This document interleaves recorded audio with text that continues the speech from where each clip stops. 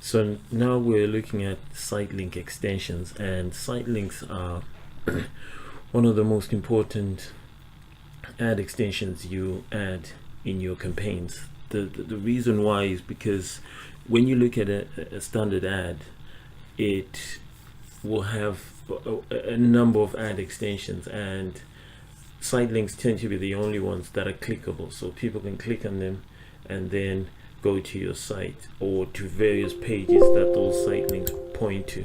So my ad, for example, I've got an ad for AdWords Freelancer UK, and if you look here on Google, I've got the site link extensions with descriptions there.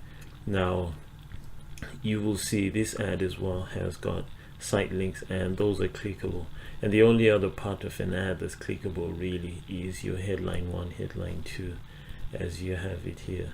The description is not clickable. So site links are really important, and probably the most important ad extensions that you add for your campaign. So we will get started and we'll set up our first site links. Now this account has got some site links, as you can see. It's got about 16 site link extensions, and you can add some more. So the way you add is you click new site link extension, and then you have your site link text there, which is like your headline sort of, and it's 25 characters, and description line 1 is 35, description line 2 is 35, and the final URL. This structure is kind of similar to the old standard text ads. So if Google hasn't updated or changed these, they still are the same. Now as you can see, the descriptions are optional, and if we go back to my ad here, I did add the descriptions.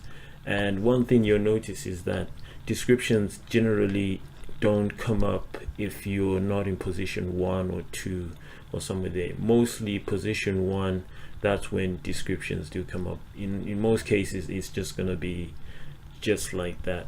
Now the nice thing about adding the descriptions, if you're at the top, is you can see your ad gets a lot more prominence, and people are more likely to click through, and it just looks more relevant to people, and they're more likely to convert and so on. Someone searching for this is unlikely to click headline, to click the second ad without clicking the first one first to see what's going on over there. So certainly you have your